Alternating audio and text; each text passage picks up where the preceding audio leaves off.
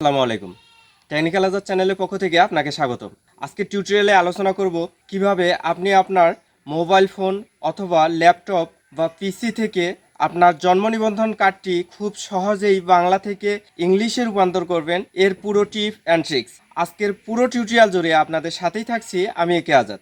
একটা কথা বলে রাখি, আপনি যদি আমার চ্যানেলে নতুন হয়ে থাকেন চ্যানেলটি সাবস্ক্রাইব করবেন, আর যদি অলরেডি সাবস্ক্রাইব করেই থাকেন থ্যাংক ইউ সো মাচ। কথা না বাড়িয়ে চলুন শুরু করা যাক আজকের টিউটোরিয়াল।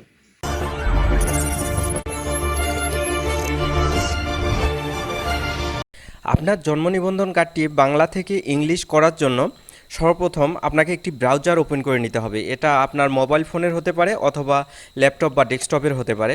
তো আমি একটি ব্রাউজার ওপেন করে নিলাম। নেওয়ার পরে দেখুন এই যে সার্চ অ্যাড্রেস বার, এখানে আমি লিখে দিচ্ছি bdris.gov.bd। আবার বলছি bdris.gov.bd লিখে সার্চ দিচ্ছি। সার্চ দেওয়ার সঙ্গে সঙ্গে এরকম একটি ইন্টারফেস আমার সামনে চলে এসছে। এখন দেখুন এখানে লেখা আছে জন্ম নিবন্ধন। দেখুন জন্ম নিবন্ধন, তার নিচে একটু যদি আসি তাহলে অনেকগুলো অপশন আমরা খুঁজে পাবো। তার মধ্য থেকে আমাদের যে অপশনটি খুঁজে নিতে হবে সেটি হচ্ছে জন্ম নিবন্ধন তথ্য সংশোধন আবেদন। দেখুন জন্ম নিবন্ধন তথ্য সংশোধন আবেদন, এখানে ক্লিক করে দিতে হবে। তো আমি এখানে ক্লিক করে দিলাম। এখানে ক্লিক করে দেওয়ার পর এরকম একটি ইন্টারফেস আমার সামনে চলে এসেছে। এখানে আমাকে জন্ম নিবন্ধন নাম্বারটি দিতে হবে, অর্থাৎ আমার যে 17 ডিজিটের জন্ম নিবন্ধন নাম্বারটি রয়েছে জন্ম নিবন্ধন কার্ডে, সেই 17 ডিজিটের জন্ম নিবন্ধন নাম্বারটি এখানে দিয়ে দিতে হবে। তো আমি 17 ডিজিটের জন্ম নিবন্ধন নাম্বারটি এখানে সুন্দর করে বসিয়ে দিচ্ছি। দেওয়ার পরে একটু যদি নিচের দিকে লক্ষ্য করি তাহলে খুঁজে পাবো জন্ম তারিখ। দেখুন জন্ম নিবন্ধন নাম্বারটি আমার সুন্দর করে বসিয়ে দিয়েছি, তারপরে জন্ম তারিখটি আমাকে এখানে সুন্দর করে বসিয়ে দিতে হবে। তো এখানে আমি জন্ম তারিখটি সুন্দর করে একের পর এক লিখে দিচ্ছি। দেখুন হ্যাঁ, জন্ম তারিখ 2004, শেষ 23/3/2004। হ্যাঁ, ঠিকঠাক মতো লেখার পরে দেখুন 22/3/2004 লেখার পরে এই যে অনুসন্ধান লেখাটি দেখছেন এখানে ক্লিক করতে হবে। তো আমি অনুসন্ধান লেখার উপরে ক্লিক করে দিচ্ছি। এখানে ক্লিক করে দেওয়া মাত্রই দেখুন এরকম একটি ইন্টারফেস আমার সামনে নিচে শো করতেছে। এখানে নাম পাবেন, তারপরে পিতার নাম পাবেন সব কিছু এবং মাতার নাম। তারপরে দেখুন ডাইনে নির্বাচন করুন, এই যে নির্বাচন করুন এখানে ক্লিক করে দিতে হবে। তো এখানে আমি ক্লিক করে দিলাম। দেওয়ার পর এই যে কনফার্ম নামে একটি অপশন চলে আসবে, আপনি নিশ্চিত কিনা, হ্যাঁ কনফার্ম, আমি কনফার্মে ক্লিক করে দিলাম। দেওয়ার সঙ্গে সঙ্গে আমার সামনে এরকম একটি ইন্টারফেস চলে এসছে। এখন এখানে দেখুন নির্বাচন বিষয়ের এখানে নির্বাচন, নাম দেখুন বাংলায় নাম, বাংলা তো আমাদের রয়েছে, আমরা ইংলিশ করব, এজন্য এই যে নাম ইংলিশ এখানে সিলেক্ট করে নিতে হবে। এরপরে আপনার সার্টিফিকেটে যে নামটি রয়েছে, অর্থাৎ জন্ম নিবন্ধন কার্ডের ব্যক্তির সার্টিফিকেটে যে নামটি রয়েছে সেই নামটি হুবহু এখানে বসিয়ে দিতে হবে। তো আমি সুন্দর করে বসিয়ে দিলাম। তারপরে সংশোধনের কারণ হিসাবে যা লিখতে হবে, দেখুন এখানে সংশোধনের কারণ ভুল লিপিবদ্ধ করা হয়েছিল, এই যে এখানে আমি ইয়েস করে দিলাম। তারপর দেখুন আবার তথ্য সংযোজন করুন, কারণ আমরা আরও কিছু তথ্য সংযোজন করব, এই জন্য এখানে ক্লিক করে নিতে হবে। এরপরে আবার দেখুন এখানে আমরা লিখব পিতার নাম ইংরেজিতে। দেখুন পিতার নাম বাংলায় রয়েছে, আমরা এটা কি করে দেব ইংলিশ, কারণ আমাদের ইংলিশ করতে হবে, এই জন্য পিতার নাম ইংরেজিতে করে দিলাম। দেওয়ার পরে এখানে আপনার সার্টিফিকেট অনুযায়ী বা ভোটার আইডি অনুযায়ী যে নামটি রয়েছে হুবহু সেই নামটি এখানে লিখে দিতে হবে। তো আমি এখানে হুবহু নামটি লিখে দিলাম। তারপর সংশোধন, দেখুন সংশোধনের যে অপশনটি ভুল লিপিবদ্ধ করা হয়েছিল এটা আবার সিলেক্ট করে দিলাম। তারপরে আরও তথ্য সংযোজন করুন, কারণ এখানে আমরা মাতার নাম ইংলিশে করে দেব, এজন্য এখানে ক্লিক করে নিলাম। এখানে ক্লিক করার পরে একটু নিচে লক্ষ্য করুন মাতার নাম বাংলায়, হ্যাঁ মাতার নাম ইংলিশে, দেখুন মাতার নাম ইংরেজিতে আমরা এটা ক্লিক করে দিলাম। দেওয়ার পর এখন মায়ের নামটি সুন্দর করে ইংলিশে লিখে দিব যেভাবে সার্টিফিকেট বা ভোটার আইডি কার্ডে রয়েছে। তারপরে দেখুন সংশোধনের কারণ ভুল লিপিবদ্ধ করা হয়েছিল পূর্বের ন্যায় আমরা দিয়ে দেব। এরপরে আপনাদের যদি আরও সংশোধনের প্রয়োজন হয় তাহলে আরও তথ্য সংযোজন করুন, এখানে ক্লিক করে দেবেন। দেওয়ার পরে আপনার যেটি সমস্যা, অর্থাৎ যে তথ্য সংযোজন করতে হবে সেটা লিঙ্গ হতে পারে বা হচ্ছে অন্য কোনো জাতীয়তা হতে পারে বা এনআইডির কোনো তথ্য হতে পারে, যেটা হয় সেটা সিলেক্ট করে নিয়ে ভুল তথ্য সংরক্ষণ করা হয়েছিল এই কথা লিখে দেবেন। তো আমার যেহেতু প্রয়োজন নেই আমি ডিলেট অপশন চেপে এটা কেটে দিচ্ছি, কারণ আমার এটা এই মুহূর্তে প্রয়োজন নেই, আমি যেহেতু বাংলা থেকে ইংলিশ করব এটা প্রয়োজন নেই। তারপরে দেখুন ঠিকানা সংশোধন, জন্মস্থানের ঠিকানা সংশোধন এখানে ক্লিক করে দিতে হবে। তো আমি এখানে ক্লিক করে দিচ্ছি। দেওয়ার পর সুন্দর করে আপনার যে জন্মস্থান সেই ঠিকানাটা এখানে সুন্দর করে বসিয়ে দিতে হবে। তো এটা আমার বাংলাদেশ, দেশ হচ্ছে বাংলাদেশ। তারপরে দেখুন বিভাগ আমার হচ্ছে রংপুর। তো এটা সিলেক্ট করে দিতে হবে, আপনার যে বিভাগ সেটা সিলেক্ট করে দেবেন। তারপর জেলা, এখানে জেলাটা সুন্দর করে সিলেক্ট করে দিতে হবে। তো আমি এখানে জেলা সিলেক্ট করে দিচ্ছি। আমার হাতে যে জন্ম নিবন্ধন কার্ডটি রয়েছে তার জেলাটি সিলেক্ট করে দিলাম। তারপরে হচ্ছে থানা সিলেক্ট করে দিতে হবে, থানা সিলেক্ট করে দিলাম অর্থাৎ উপজেলা। তারপর ইউনিয়ন, অর্থাৎ আমার জন্ম নিবন্ধন কার্ডটি যে হাতে রয়েছে তার ইউনিয়নটা আমি সুন্দর করে এখানে সিলেক্ট করে দিচ্ছি। আপনি আপনার ইউনিয়ন সিলেক্ট করে দেবেন ক্রমান্বয়ে। দেখুন হ্যাঁ, আমি সিলেক্ট করে দিলাম। দেওয়ার পরে এখন ডানে দেখুন ওয়ার্ড, এই ওয়ার্ডটা সিলেক্ট করে দেবেন, কত নম্বর ওয়ার্ড আপনি অবস্থান করছেন বা আপনার জন্ম নিবন্ধন কার্ডটি, এই ওয়ার্ডটা সিলেক্ট করে দিতে হবে। তারপর ডাকঘর কিন্তু সুন্দর করে লিখে দিতে হবে, এটা আর ওভাবে আমরা পাবো না, তাই আমি ডাকঘরটা সুন্দর করে লিখে দিচ্ছি। তারপরে ইংলিশে ডাকঘর, প্রথমে বাংলায় তারপরে ইংলিশে। তারপরে দেখুন গ্রাম পাড়া মহল্লা, তো আপনার গ্রামটা সুন্দর করে এখানে কিন্তু লিখে দিতে হবে। গ্রাম পাড়া মহল্লা, যে গ্রামে আপনি বাস করেন সেই গ্রাম, আমি ইংলিশে নামটা লিখে দিলাম। তারপরে হচ্ছে আমার গ্রাম বাংলায় লিখে দিলাম। এখন দেখুন বাসা সড়ক বা নম্বর, অর্থাৎ নাম নম্বর, সড়কের নাম নম্বর। যদি আপনি হচ্ছে গ্রামে বাস করেন তাহলে আপনার বাসার কর্তার নাম দিতে পারেন এখানে। যেমন আমি একজনের নাম দিচ্ছি মিয়া বাড়ি বা এ জাতীয় কিছু, আপনি আপনার বাসার কর্তার নামটা সুন্দর করে দিয়ে দিবেন। তারপর স্থায়ী ঠিকানা সংশোধন, এখানে ক্লিক করতে হবে।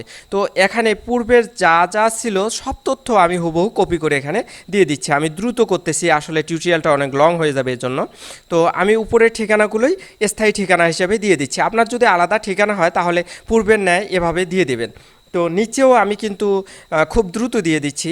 হ্যাঁ, আমার নিচের ঠিকানাটাও খুব দ্রুত দেওয়া শেষ। এখন দেখুন আবেদনাধীন ব্যক্তি কে, আপনার পিতা মাতা না অন্য কেউ। তো আপনি নিজ দেবেন, তাহলে খুব দ্রুত কাজটা করতে পারবেন। দেখুন আমি নিজ করে দিলাম। নিজ দেওয়ার সঙ্গে সঙ্গে আবেদনকারীর নাম এখানে শো করতেছে, ঠিকানা শো করতেছে। তো সব কিছু যখন ঠিকঠাক থাকবে তখন আপনার একটা ভ্যালিড মোবাইল নাম্বার এখানে দিয়ে দিতে হবে। দেখুন +880 এটা দেওয়াই থাকবে, বাংলাদেশের কোড। তো তারপরে আপনি বাকি মোট 11 ডিজিট এখানে সুন্দর করে মোবাইল নাম্বারের একটা ভ্যালিড মোবাইল নাম্বার দিয়ে দিবেন। তবে একটা বিষয় হচ্ছে এখানে আবার কোড যাবে না, যেহেতু কোনো কোড যাবে না সেহেতু একটা ভ্যালিড মোবাইল নাম্বার দিলেই হলো। তারপরে আপনি হচ্ছে ইমেল, একটা ভ্যালিড ইমেল এখানে দিয়ে দেবেন। তো আমি একটা ভ্যালিড ইমেল বা আমার কলেজের নাম দিয়ে, অর্থাৎ আমার ইউটিউব চ্যানেলের নাম দিয়ে আমি একটা ইমেল দিচ্ছি, টেকনিক্যাল আজাদ AZAD, হ্যাঁ টেকনিক্যাল আজাদ 403 বা 404 দুটা ইমেলেই ব্যবহার করি। হ্যাঁ 403@gmail.com।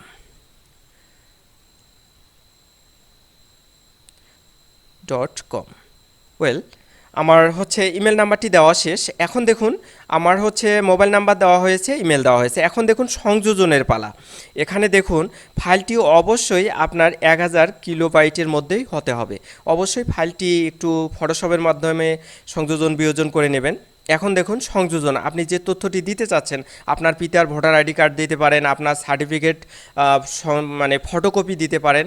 তো যা হোক, আমি হচ্ছে সংযোজন করতেছি। মনে করেন যে আপনি একটা ফাইল সংযোজন করবেন, এর জন্য আপনার ধরুন যে আপনার পিতার ভোটার আইডি কার্ড সংযোজন করতেছেন বা আপনার একটি ফাইল সংযোজন করতেছেন। তো ওটাতে সিলেক্ট করে দেওয়ার পর এই যে ওপেন অপশানে ক্লিক করে দিলাম। দেওয়ার পরে আমি এটা কোন ফাইল সংযোজন করলাম এটা এখানে সিলেক্ট করে ক্লিয়ার করে দিতে হবে। দেখুন আমি এই জায়গায় আবার ক্লিক করতেছি, ফাইল টাইপ। এখানে ক্লিক করার পরে ধরুন যে আপনার পিতার ভোটার আইডি, অর্থাৎ যার সংযোজন করতেছেন তার মানে ভোটার আইডি কার্ডের ফাইল দিচ্ছেন আপনি এখানে, তাহলে ফাইল দেওয়ার সময় এই যে অবশ্যই পিতার ভোটার আইডি ওই জায়গায় গিয়ে সিলেক্ট করে দিতে হবে। তো আমি সিলেক্ট করে দিচ্ছি যে পিতার ভোটার আইডি কার্ডের একটা ফটোকপি, এ কথা আমি এখানে সিলেক্ট করে দিচ্ছি। তো এখানে সিলেক্ট করে দেওয়ার পরে দেখুন এরকম একটি ইন্টারফেস আপনার সামনে শো হবে। তারপরে এ জায়গায় কিছু কি দেখাবে না, দেখাচ্ছে না।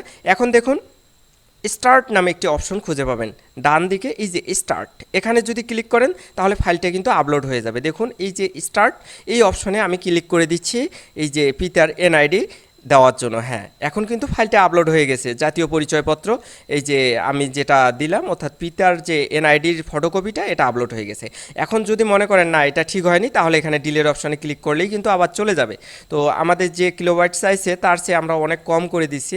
হ্যাঁ, এটা হলেই সংযোজন হবে। তারপরে আরেকটা সংযোজন করি, এই যে সংযোজন অপশানে ক্লিক করে দেব। দেওয়ার পর এখন ধরুন যে আপনি আপনার মাতার ভোটার আইডি কার্ড এখানে সংযোজন করতে চাচ্ছেন, অথবা আপনার হচ্ছে সার্টিফিকেটের কোনো কপি সংযোজন করতে চাচ্ছেন, একই নিয়মে সংযোজন করতে পারবেন। এখন এখানে আমি ফাইলটা দিয়ে দিলাম। দেওয়ার পরে এই যে সিলেক্ট টাইপ এখানে দেওয়ার পরে দেখুন পিতার পরে মাতার আপনি হচ্ছে ভোটার আইডি কার্ড, জাতীয় পরিচয়পত্র, মাতার জাতীয় পরিচয়পত্র দিয়ে এই যে স্টার্ট অপশনটি রয়েছে এখানে ক্লিক করে দেবেন। এখানে ক্লিক করে দেওয়া মাত্রই কিন্তু এটাও আপলোড হয়ে যাবে, অর্থাৎ এই ডকুমেন্টটাও আপনার আপলোড হয়ে যাবে। দেখুন পরপর দুইটা ডকুমেন্ট আমরা এখানে সুন্দর করে আপলোড করে দিয়েছি। এখন আসুন পেমেন্ট এর মাধ্যম, অর্থাৎ আপনাকে কিন্তু পেমেন্ট করতেই হবে, সেটা আপনি সরাসরি করেন অথবা দেখুন চালানের মাধ্যমে। চালানের মাধ্যমে যদি করতে চান তাহলে চালান নং, অর্থাৎ আপনি যদি ব্যাংকে জমা দেন তাহলে দেখুন চালান জমা দেওয়ার তারিখ, এখানে আপনার তারিখটা কত তারিখে আপনি চালানটা জমা দিয়েছেন অর্থাৎ ফিটা পরিশোধ করেছেন ব্যাংকে, তারপরে আপনি কোন ব্যাংকে করেছেন সেটা দিতে হবে। ট্রান্সফার, ই পেমেন্ট যদি ইন্টারনেটে করে থাকেন পেমেন্ট তারপরেও করতে পারেন। ব্যাংকের নামটা এখানে সুন্দর করে দিবেন, সোনালী ব্যাংক না হচ্ছে জনতা ব্যাংক না রূপালী ব্যাংক, এটা সুন্দর করে সিলেক্ট করে দিতে হবে। তারপর জেলা কি, ব্রাঞ্চ কি, এটা সুন্দর করে দিয়ে দিবেন কোন ব্রাঞ্চে করছেন। তবে আমি রিকমেন্ড করব আপনারা ফি আদায়, এই যে উপরে দেখুন ফি আদায় এই অপশনে ক্লিক করে সাবমিট করবেন। তাহলে হচ্ছে আপনি যখন পরিশোধে যাবেন কার্ডটি নেওয়ার জন্য, জন্ম নিবন্ধন কার্ডটি নেওয়ার জন্য, দেখুন আবার ভালো করে দেখবেন। দেখার পরে আপনারা ফি আদায় এই অপশনে ক্লিক করে দেবেন এবং পরিশোধেই সেই ফিটা সরাসরি পরিশোধ করে দিয়ে, মানে ইউনিয়ন পরিষদে গিয়ে সরাসরি পরিশোধ করে দিয়ে সেটা আপনার জন্ম নিবন্ধন তুলতে পারবেন। আমি সাবমিট অপশনে ক্লিক করে দিচ্ছি, আমার সব কিছু ঠিকঠাক রয়েছে, আমি ঠিকঠাক মতো দেখে নিয়েছি, সবগুলোই ঠিক রয়েছে। আপনিও এভাবে দেখে নেওয়ার পর সাবমিট অপশনে ক্লিক করে দেবেন।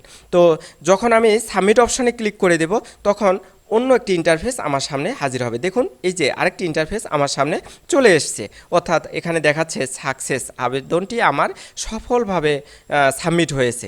এখন দেখুন এই যে আবেদনপত্রের নম্বর, এই যে নম্বরটি, এটি কিন্তু খুবই গুরুত্বপূর্ণ বিষয়। এই নম্বরটি অবশ্যই আপনি খাতায় লিখে রাখবেন অথবা স্ক্রিনশট দিয়ে রাখবেন। স্ক্রিনশটে অনেক সময় ডিলিট হতে পারে, এজন্য অবশ্যই খাতায় লিখে রাখবেন। তারপর প্রিন্ট ডাউনলোডের অপশন দেখুন, আবেদন প্রিন্ট এই যে অপশনটি রয়েছে এখানে আপনি ক্লিক করে দিতে পারেন, দিয়ে আবেদনটি আপনি হচ্ছে ডাউনলোড করে রাখতে পারেন। তো আমি প্রিন্ট অপশনে ক্লিক করে দিলাম, আবেদন প্রিন্ট এই অপশনে ক্লিক করার পর এরকম একটি ইন্টারফেস চলে এসছে। এখন আপনার প্রিন্টার যদি সংযোজন থাকে, যদি দেখেন যে আপনার হচ্ছে প্রিন্টার সংযোজন আছে তাহলে প্রিন্ট করে নেবেন, আর যদি না থাকে তাহলে সেভ টু পিডিএফ, দেখুন সেভ টু পিডিএফ এই অপশনে ক্লিক করে দেবেন। দেওয়ার পরে আর কিচ্ছু করতে হবে না, এই যে সেভ অপশনে ক্লিক করে দেবেন, তাহলে আপনার এই ডকুমেন্টটি সেভ হয়ে থাকে। এভাবেই আপনি আপনার জন্ম নিবন্ধন কার্ডটি বাংলা থেকে ইংলিশ করতে পারবেন। আজকের টিউটোরিয়ালটি যদি ভালো লেগে থাকে চ্যানেলটি সাবস্ক্রাইব করবেন, লাইক কমেন্ট শেয়ার করে বন্ধুদের দেখার সুযোগ করে দেবেন। ভালো থাকবেন, সুস্থ থাকবেন এই প্রত্যাশায় শেষ করছি। আল্লাহ হাফেজ।